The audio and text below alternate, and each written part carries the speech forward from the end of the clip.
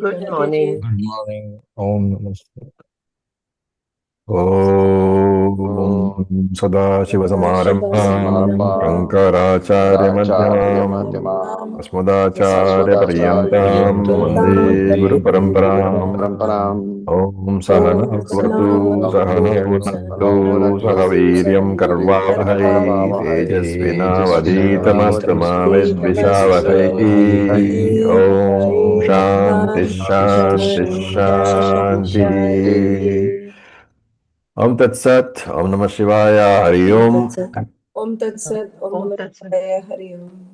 So, we were on the last closing part of the Shankara Bhashyam on the 66th verse of the Bhagavad Gita, the 18th chapter. And we had seen that Shankara says that there is a problem that actually speaking, you can never be a real karta. But the problem is because of adhyasa, you think you are a mukhya karta, the real karta. And he had said that as long as you have this mukhya kartritvam, you will also have bhaktritvam. And if you have kartritvam and bhaktritvam, you will be a samsari. And therefore, as long as you think that you are a real karta, you will continue to be a real samsari. And this is unfortunate because everything is bhranti nimittam only. Because of ajnanam, adhyasa is there. So what is solution? Solution is that you have to get rid of the ajnanam. At this point, Shankara makes another point. He says that the delusion that I am the karta bhokta individual can be broken at certain times. And what is that? Sushupti, Samadhi Adishu. Sushupti and Samadhi.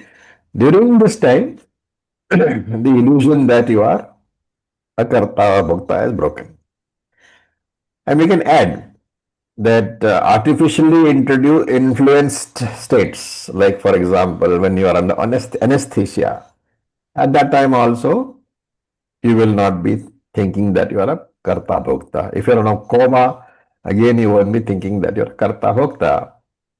And he says that at such times, there is sushupti, samadhi, and we have to add artificially induced states like anesthesia, coma, etc.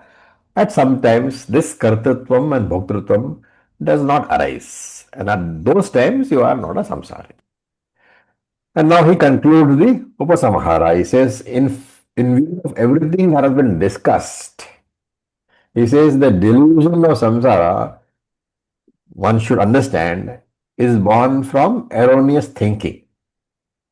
What thinking? That I am a sadhaka. And now we may think that we are great sadhaka, sincere seekers. It's very often we say that we are a seeker. But remember that if you are a seeker, you are a samsari. Why? Because there's nothing to seek, and if you're still seeking, that means you've still not understood him. Yes. Seeker and sought are two different entities. Seeker and sought are two different entities. And which are you? The seeker, the sought is Seeker as well as the sought. I have as No. an Ajnani, I think that I'm a seeker, but actually you are also the sought. You're also there's no Well, difference. let me revert it this way, that when you get jnanam, when jnanam is thoroughly assimilated,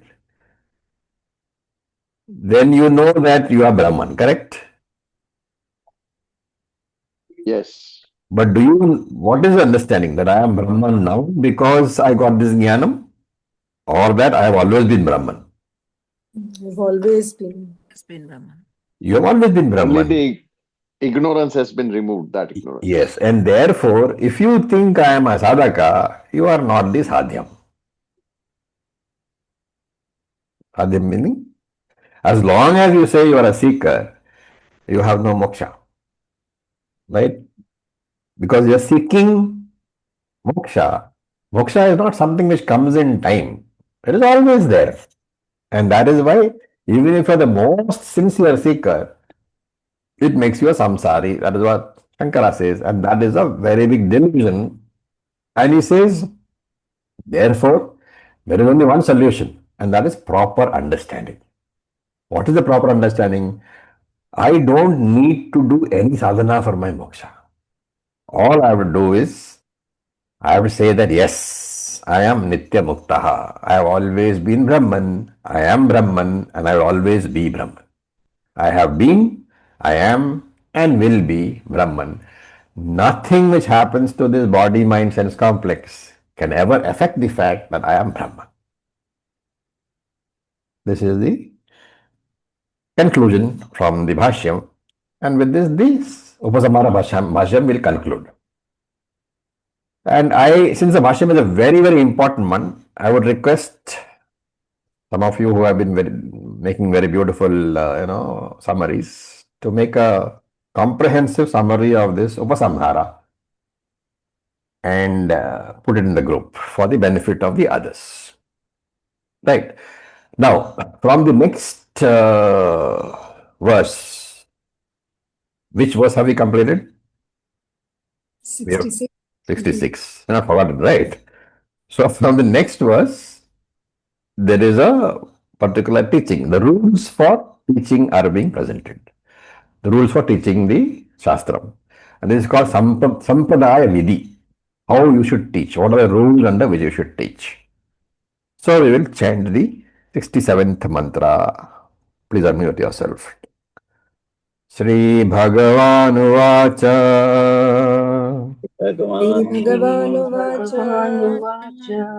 Idam te na tapaskaya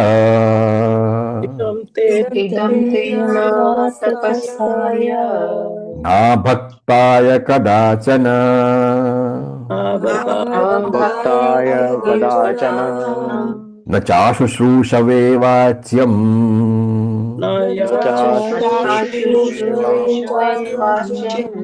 na cha mam yobhyasuyati.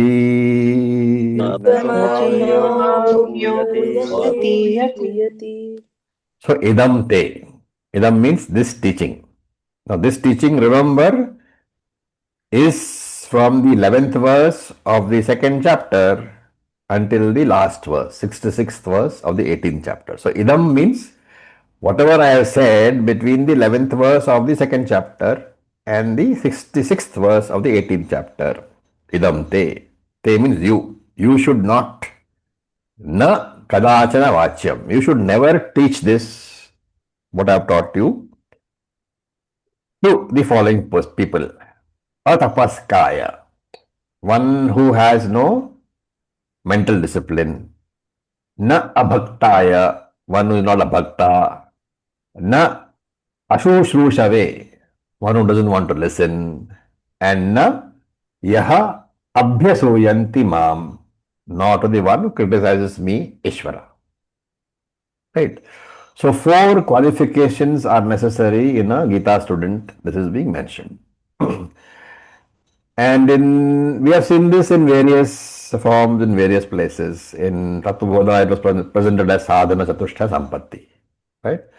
But here, Krishna is presenting in a different form. So he says, atapaskaya, tapas or discipline. Especially religious discipline is the first qualification. So atapaskaya means tapo rahitaha, one who does not have the intellectual discipline.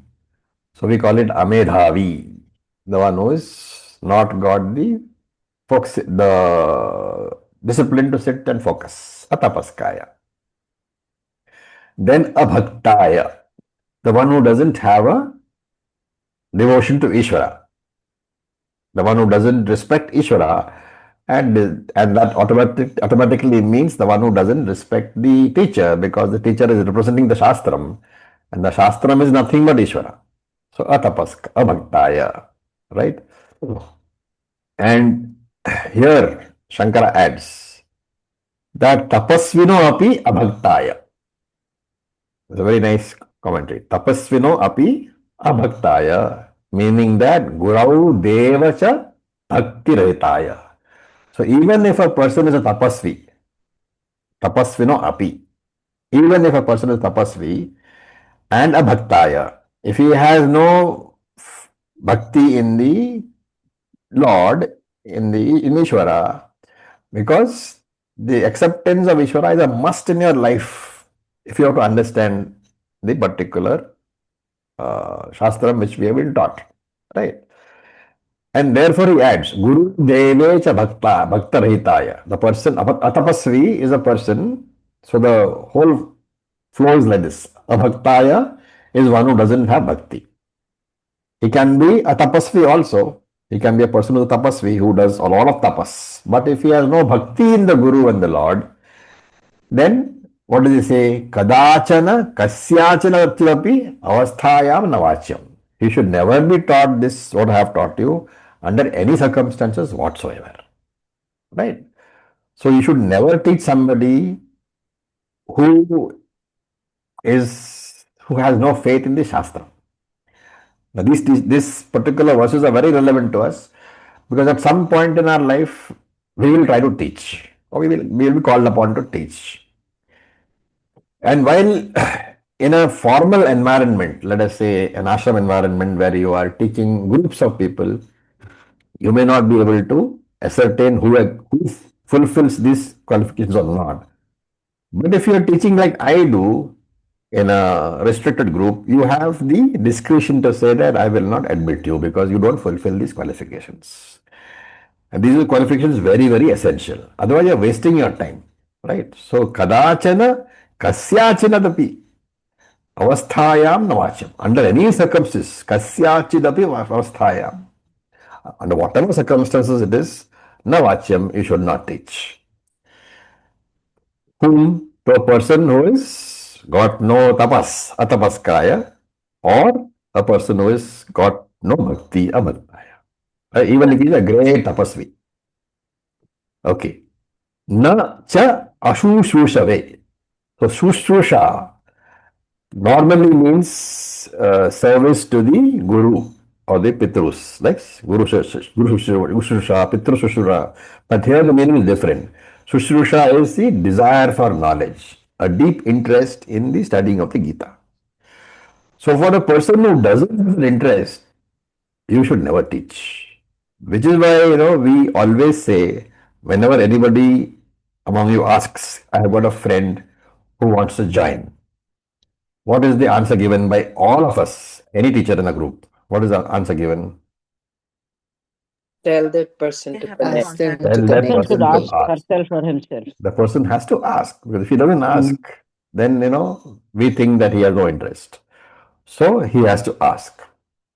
So therefore, the real meaning of the word Shushrusha is Shrotum Ichha, desire to do Shravanam. And if that desire is not present, you may be in the class, but it will not benefit you at all. Right? And therefore, Shankara writes, Bhaktaha tapasvi api. Bhaktaha tapasvi api san.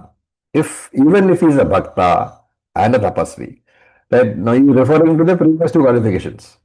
He is saying even if a person is a bhakta and is a tapasvi, ashushrushuhu, if he has no desire to do shravanam, then yo bhavati tasmai api navacham. Even then, you should not teach him.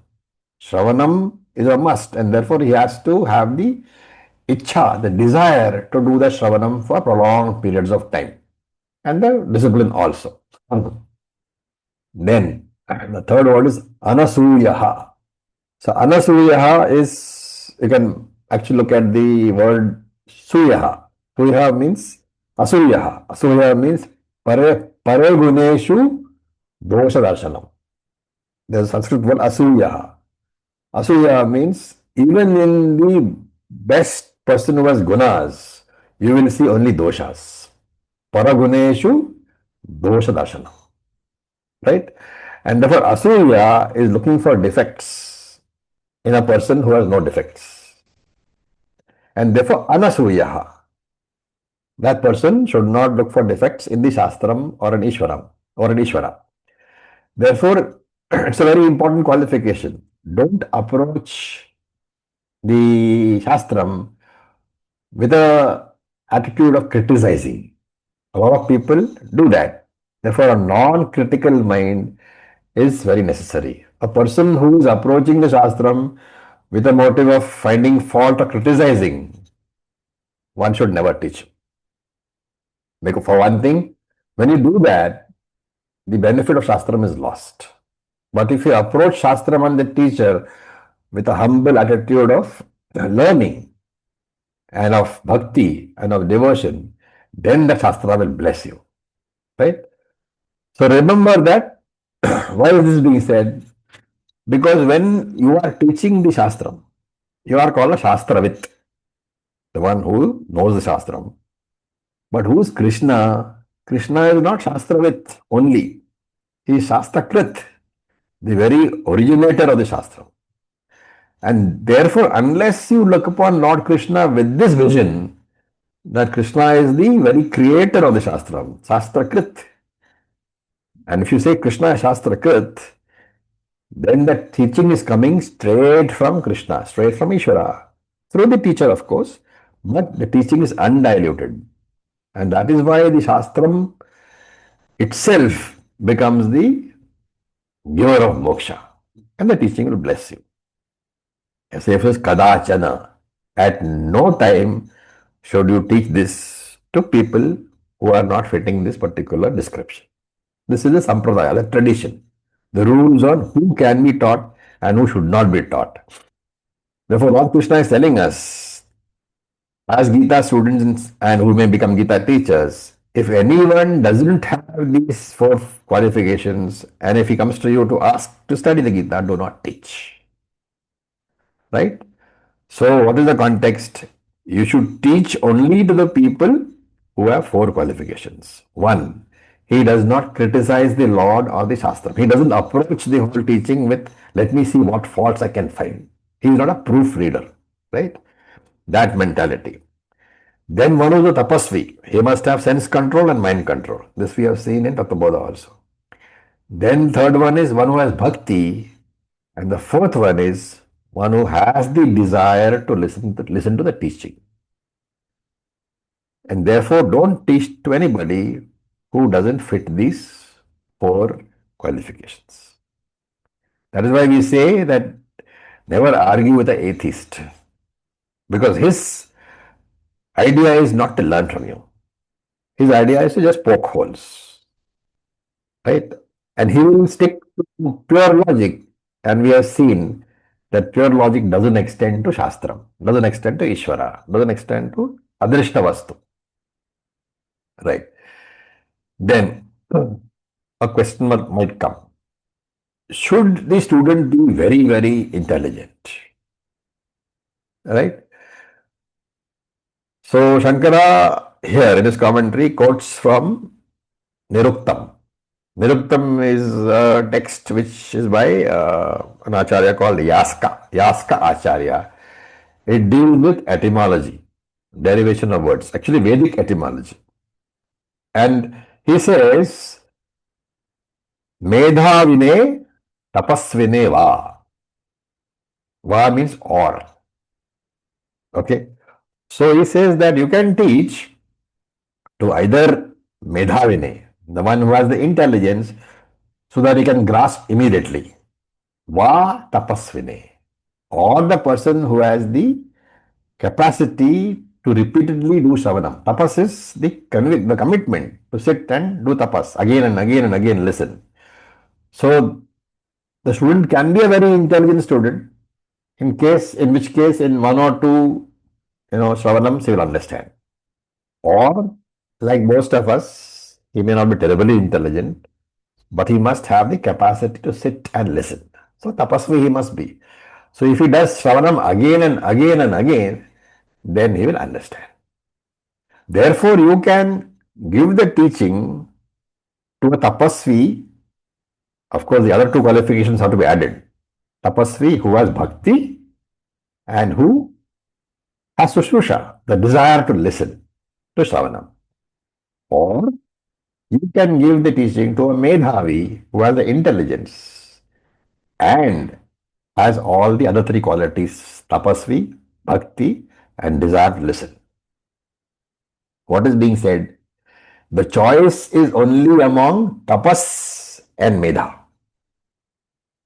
Among the choice can be only between the person who has the effort, the capacity to make the required effort, and the capacity to understand without much effort. There is choice only in these two. The other three, Anasuya, Bhakti, and Shushrusha, they are choiceless. They have to be there. Right? And Shankara says, Shastra Sampradaya Vidihi.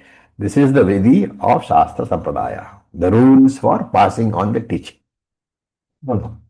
Okay. So in the next verse, Krishna gives the benefits to the Sampradaya Kartuhu. The teacher who teaches. The Sampradaya Kartu is the person who teaches according to these rules. Very important. You can teach, but according to the Sampradaya, the eligible people, in accordance with what you have been taught.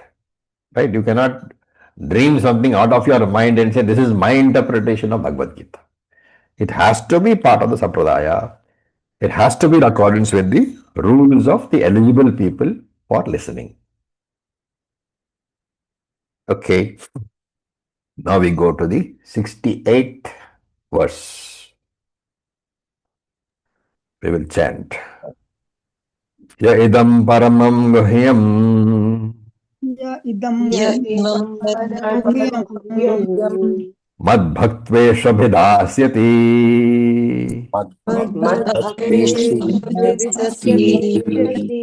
bhaktim mai param kritva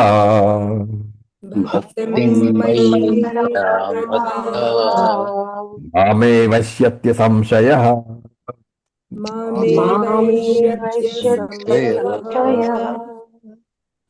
So, he's saying, Yaha, that person. Which person? That Gita teacher who is teaching what? Imam Paramam Guhyam. This secret and highest teaching. So, Yaha Imam Paramam Guhyam. That Gita teacher, the Gita Acharya, who is teaching this most secret and the highest teaching. And where was it originally found? Keshava Arjunoyoho Samvada Rupam Grantaha. Shankara's words, which was found in the form of a dialogue between Keshava and Arjuna. And what is the purpose? The purpose is moksha. And it is guhyam. It is most secret. Why is it secret? Because if you are not ready for the teaching, it will not bless you at all, even if you listen to it. And paramam. Why is the highest? Because it gives moksha. And mad bhakteshu, to my devotees, to those people who have commitment to moksha, the jignasus. So what is being said? The importance of devotion to the Lord. Ishvara Bhakti is being presented here. Right. So he says Grantataha. There are two words Shankara uses. Grantataha, Arthaschaha. Shankara says there are two ways of doing it. Grantataha means teaching how to chant the Gita. And Arthascha means also with the meaning. And he says, I have taught you both. Right. Tatha Tvayi Maya, as I have done to you. Right. What is very important phrase? This chanting and this teaching, as I have taught you, it is very important because Krishna is saying that you have to present Krishna's teaching. Yatha Tvayi Maya, as I have told you.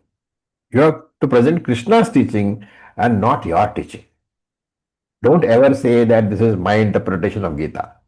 Right? There are some authors who have written books called My Gita. There is no My Gita. There is only Lord Krishna's Gita. And even that Lord Krishna's Gita is not Lord Krishna's teaching. It is all extracted from the Vedas only, from the Shruti only. Right? Okay, then here again, Krishna mentions Bhakti. So why should Krishna mention Bhakti again? Is it not repetition? Shankara says no. The repetition of the word Bhakti indicates that Bhakti is the essential qualification for the Shishya to be considered worthy of being There's Shastra. And therefore, without this bhakti, even the most intelligent student should not be taught. If somebody is extremely intelligent, but without bhakti comes to you, don't teach. But if bhakti is there, the intelligence is not there, you can still try to teach. But what we said in the last verse, he must be having the commitment to sit. He must be a tapasvi. So bhakti is very important. If bhakti is there, other qualifications will soon come. And so he says, Katham abhidhasyati iti uchyate. I will tell you how the teacher should teach. Abhidhasyati. Abhidhasyati is how should you teach? A future tense. Supposing a teacher teaches, how should he teach? This is what is said. Bhaktim mai param kritva. That is the Krishna says, and Shankara explains that Bhagavataha param guraha Shushrusha maya kriyate iti evam kritva. See, Shushruse maya kriyate. I am rendering a service to Lord Krishna. That is the attitude with which you should teach. That by teaching this Bhagavad Gita, I am following the instructions of Lord Krishna to Arjuna. Lord Krishna gave this teaching to Arjuna, and not only was it meant for Arjuna's moksha, it was meant to be passed along the parampara so that all of us can benefit. And that is the attitude of the teacher. Not that I am a great person showing all my wisdom, but I am just conveying the teacher, conveying the instructions of the Param Guru, Lord Krishna. Evam kritva. With this attitude only, you must teach. Right? And what does a teacher get by doing that? He serves the Lord by teaching the Bhagavad Gita. The teacher has the highest Uttama Bhakti. Why? Because he is revealing Ishvara. And that revelation of Ishvara has to be the teacher's offering to Ishvara. And if I have to be able to reveal Ishvara, if a teacher has to be able to reveal Ishvara, that teacher has to understand Ishvara to be none other than himself. A very, very critical point. Unless the teacher has understood the non-difference between Ishvara and himself, his teaching will not transform you. And this is what Krishna said. Jnani tu atmayeva me matam. Chapter 7. So in this param bhakti, in this most superior bhakti, remember the difference between the student and Ishvara has to be resolved. The student must understand that he is not different from the Lord. And therefore, when such a teacher teaches, he teaches how with the attitude that I am the Lord, that I am Krishna. And whenever you teach, remember that it is I, Krishna, who am teaching. Unless it is Krishna who teaches, there is no benefit for the teaching. And what is the result of such a life? Tasya idam phalam mameva eshyati. He will definitely get moksha. What does that mean? In this life, after having assimilated the teaching, he is a Jivan Mukta. When the body falls, he is a Videha Mukta. And so, asamshayaha. Shankara writes, atra samshayaha na kartavyaha. This you should never doubt. Okay, very, very beautiful verse. Any questions?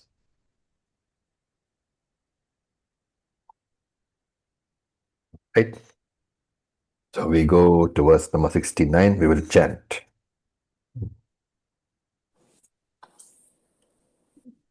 न च तस्मान् मनुष्येषु न च मनुष्येषु कश्चिन्मे प्रियकृत्तमः कश्चिन्मे प्रियकृत्तमः भविता न च मे तस्मात् भविता न च मे तस्मात् अन्यः प्रियतरो भुवि अन्यप्यतरो भुवि.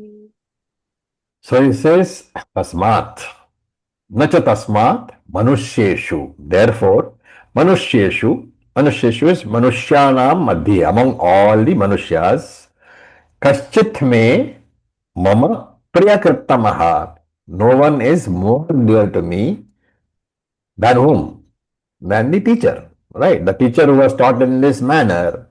Among all the human beings, there is nobody who is more dear to Lord Krishna than that teacher. And when is that person dear to Lord Krishna? Nacha bhavitaha bhavishyati apikale. In the future also, anybody who is the teacher of the Gita will be the dearest to the Lord.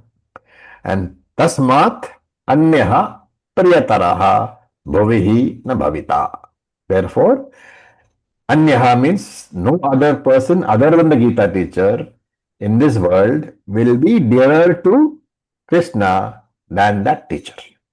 So Krishna places the Gita teacher on a very, very elevated position. Okay.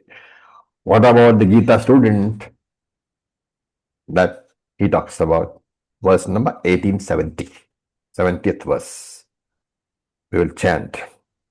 Adhyeshyate chaya imam Adhyeshyate imam Karamyam samvadamavayo dharmam samvadamayo Karamyam samvadamavayo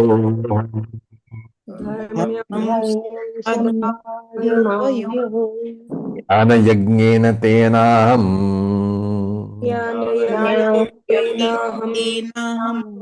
Ishtham syamiti me matihi.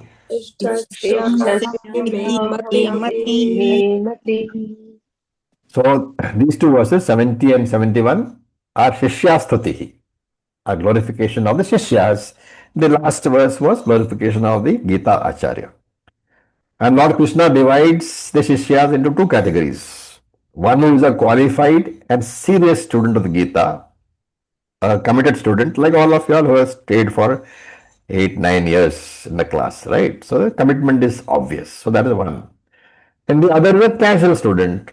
So the one who approaches Gita as a casual approach. So maybe he's just passing by and one day he sits in class and next day doesn't come, that kind of person. So there are two students. One is a qualified, serious student and one is a very casual student. So if you are in the ashram environment, it is easier to explain. The person who comes to daily class is the first category. The yoga vacation fellow who comes and occasionally drops by, he is the second fellow, casual student. Right? Okay. So what happens? Ya imam samvadam adhyeshyate. Adhyeshyate is doing the parayanam over here. Those who are chanting, right? And what is the Gita? Imam dharmyam samvadarupam grantham. This text which conforms to dharma, which is in the form of a dialogue, samvada between Lord Krishna and Arjuna. Avayoho. So Krishna is talking, therefore he says avayoho means between you and me, between the two of us. So this text, this which we have been discussing, avayoho samvadam, which have been between the dialogue between you and me means between Krishna and Arjuna, and dharmyam. Dharmyam means it is not my own teaching. It is based on Shruti only. It is based on Vedic teaching only.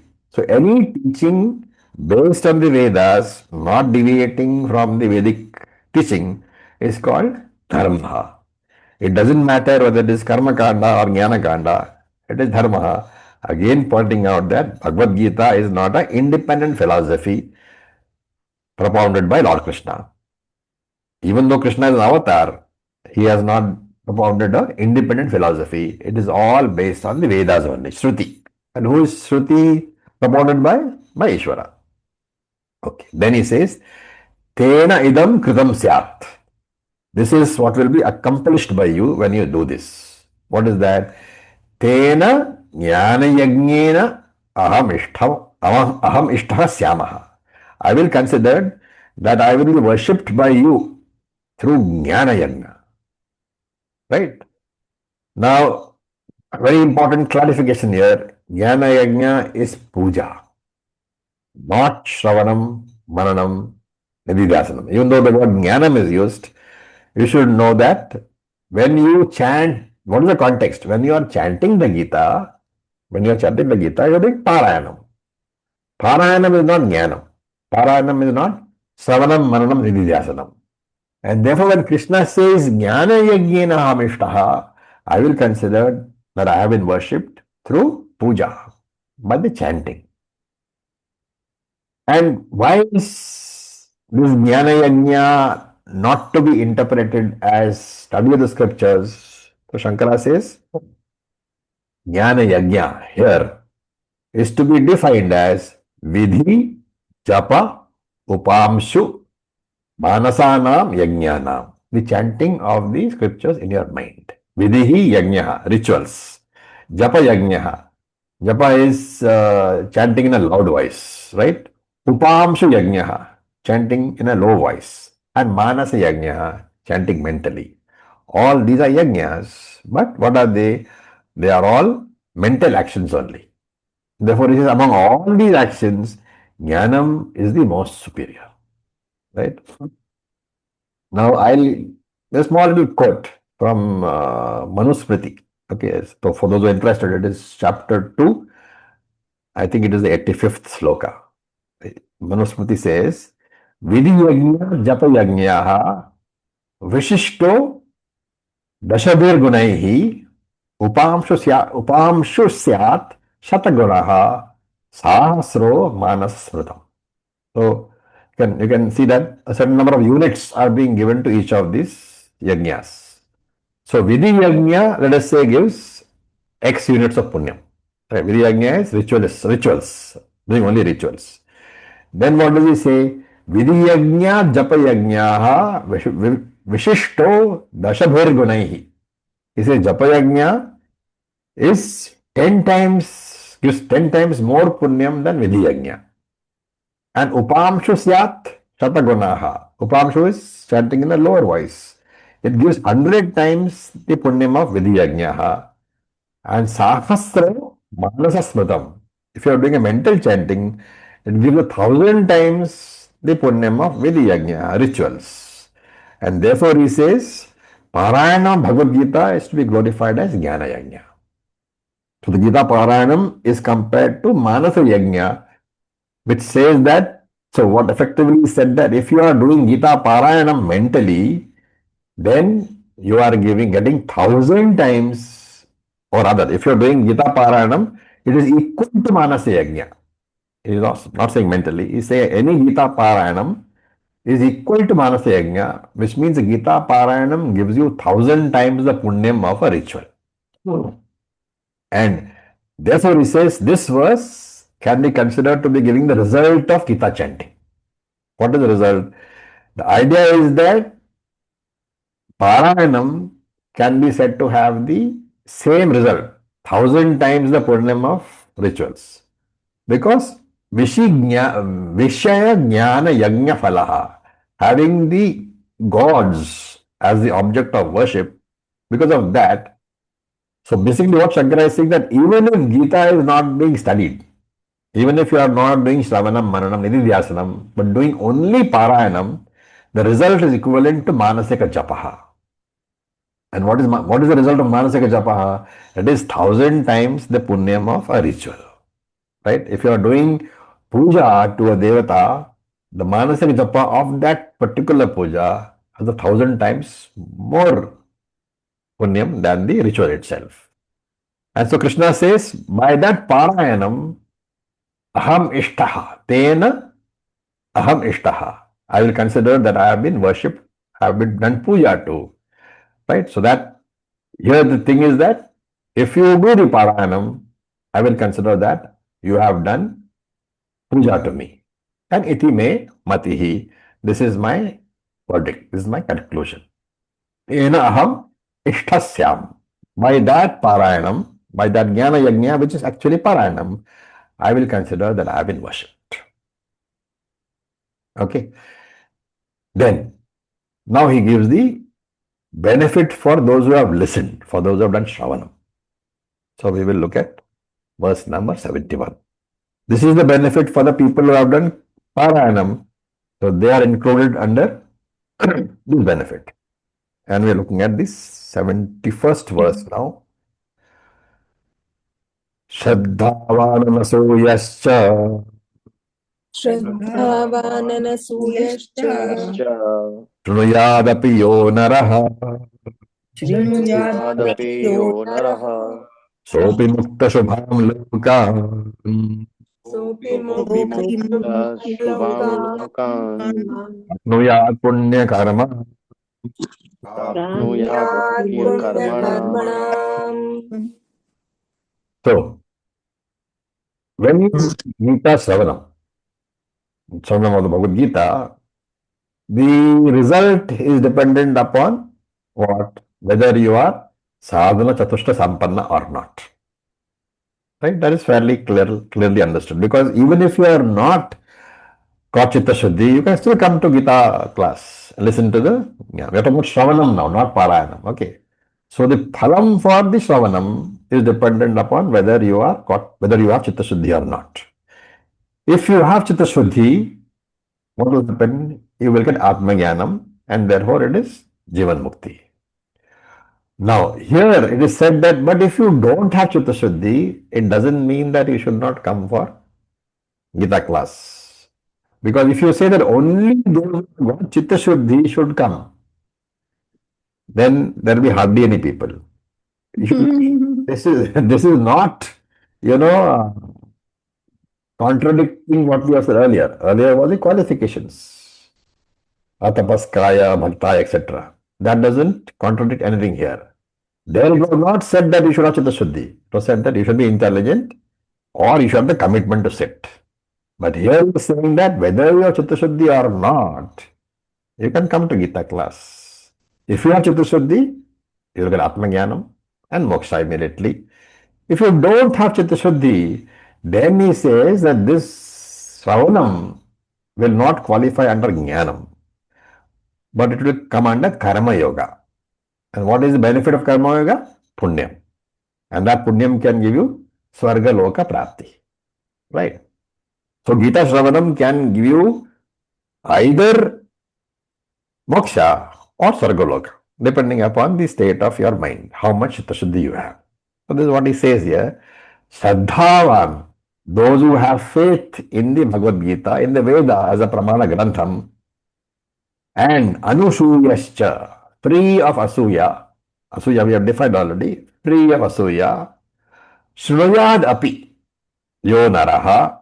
That person who hears this teaching from the Acharya, Shrunuyad api. Even if he only listens. Shrunuyad api means Shrunuyad api. Even if it's only listening. What is the difference? Shankara says the word api here should be taken to mean the one who is only listening but not understanding. Shrunuyat api. Okay. He will also get moksha. How? How can you say that a person who has not got understanding has got moksha? He says both will get liberated.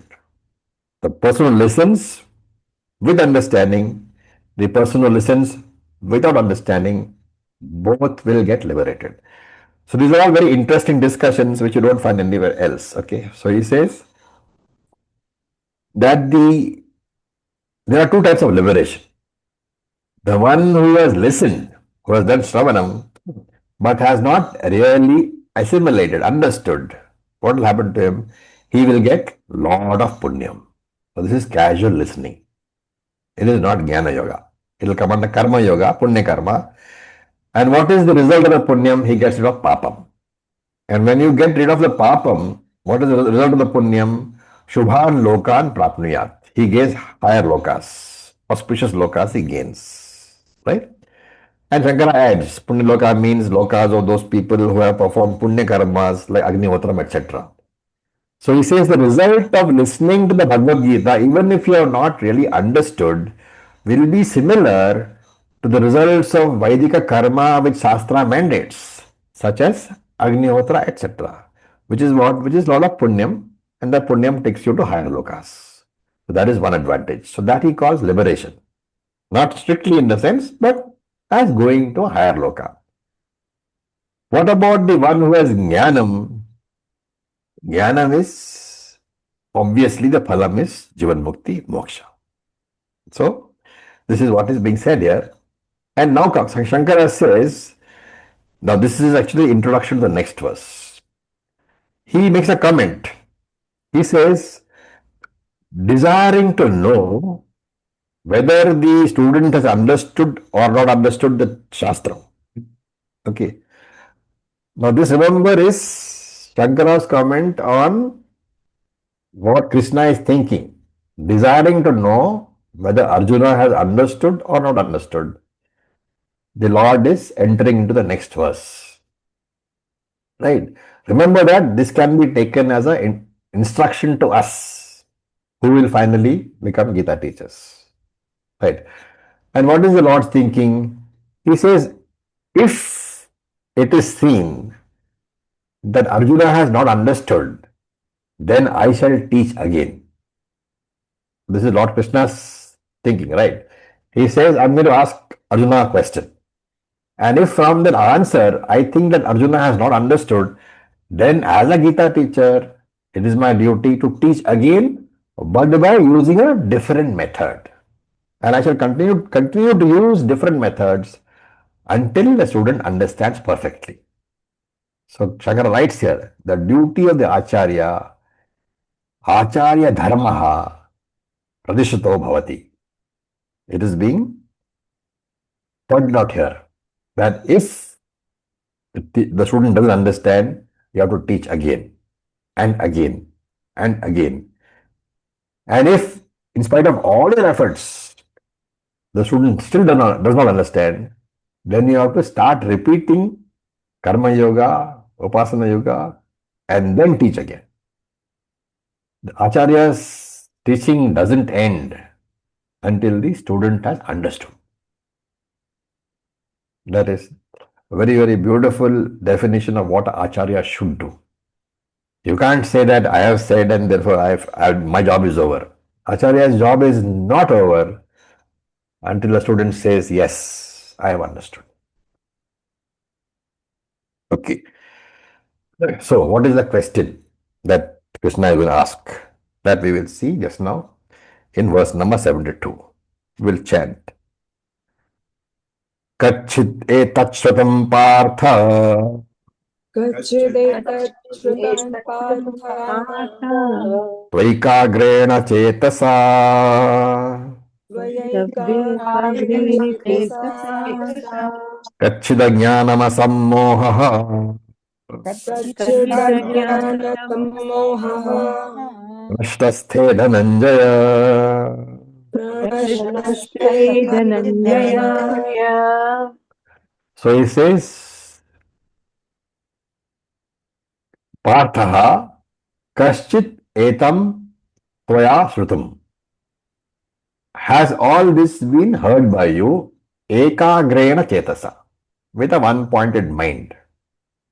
And if that has been done, kaschitte ajnana sammohaha, that ajnanam, born of moha, born of confusion, delusion, has it prashtaha, gone completely, been destroyed completely?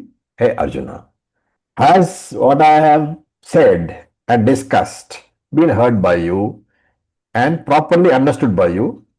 And have you been, and if you have understood properly, of course it means that you have been listening with a one-pointed mind. Or have you been, inattentive, not attentive? Were you thinking of other things? Were you daydreaming? Right? So this is what I'm asking. Has your ignorance, born out of the confusion and lack of discrimination, been destroyed? Why? Because confusion born of ignorance causes conflicts. What is the basic conflict that Arjuna had, where we started from?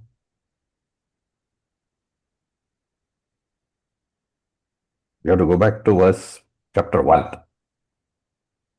Why to kill my own like gurus and all those? Confusion That's why he between was. what was his duty and what he wanted to do. Whether to fight or not to fight was the basic confusion, Yes. right? Yeah. So there are always two types of confusions. One is between dharma and adharma, and one is between atma and anatma. It's very important to understand. Okay, there is a religious confusion and a spiritual confusion. Religious confusion is what? What is dharma? What is adharma? Spiritual confusion is what? What is atma? What is anatma? What is the root for both? Ajnana. Right? And Shankara adds here that this confusion is swabhavikaha. It doesn't have to be created because every human being is born with it. What is the confusion? That I am a finite jiva. That I am an anatma jiva. Right? I am a very finite jiva. This is the anatma atma confusion. This is swabhavika. You are born with it. Right? And not only that, the same idea is true of dharma, adharma also. We are born with values. We instinctively know something is wrong and something is right. But sometimes that value needs to be properly assimilated. So, as Swami Dayananda used to say, the value of a value has to be thoroughly valued, has to be thoroughly understood. The value of a value has to be thoroughly understood. Then only it becomes a value. And that is why the Shravanam is very essential, because not only does it remove dharma confusion, it removes atma anatma confusion also. And therefore, what the teacher is trying to do, the Shastra teacher is trying to do, is that using the Shastric words, we try to address this confusion. Remember that there is no addition to the student, right? The student is not given something new. Only the impurity is stripped off. It is like shining the brass. You don't add shine to the brass. You just remove the covering which prevents the shine. So in Yoga Sutra language, then after all this is done, what happens?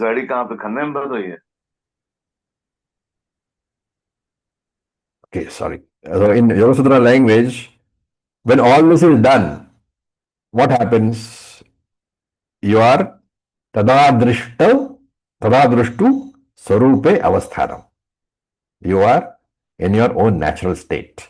And this is what Shastra does. The teacher tries to do is to bring you back into your natural state. And therefore Shankara in his commentary says, hey Arjuna,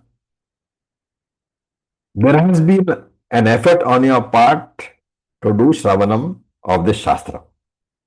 And I have made the effort of being a teacher for you. Right? And because of these two efforts, you have to tell me now whether you have understood or not. If you have not understood, what is my job? I have to start all over again, but with different words, different examples, different ideas, but the same teaching that you are Atma, I have to give. If you have understood, then I need not waste my time. I will pack up and go home and have a cup of tea. Right? So this is what is Krishna's thinking. Now, we have only 6 minutes left, so we will stop here. Any questions? I will answer now. All very beautiful verses.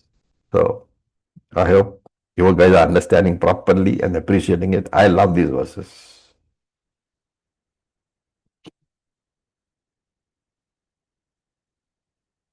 We are on the last stretch. Most probably in the next class, we will end the Gita. So if you have any questions, go for it.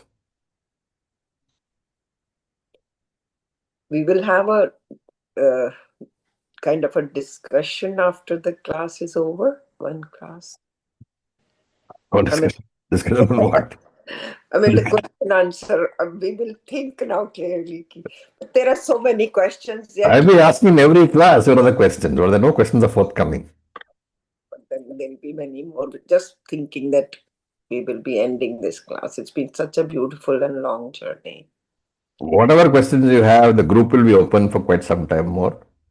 In fact, we'll be Yeah, please go on. It's a very simple question. If the children in the house, they know Bhagavad Gita is like a very sacred and everything, but as you say, they do not have the time or inclination to listen always. So does it come into that Ashruya thing? Sometimes they're interested, sometimes they are not. I think, largely if a lot depends on the house itself. For example, if I have been, attending class every day when the children are growing up, if I've been doing puja every day, they may not come and sit in a class, but they won't disrespect the Gita. They will know that my mother, is very, very strongly attached to this, so there must be something in it. They may not have the inclination at the point of time, but the seed has been sown.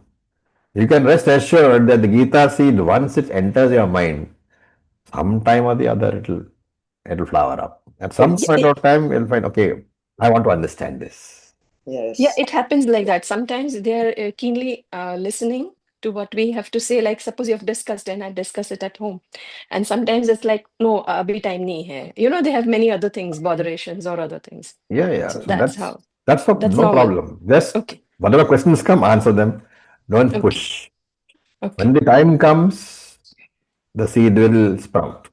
That you can be assured of.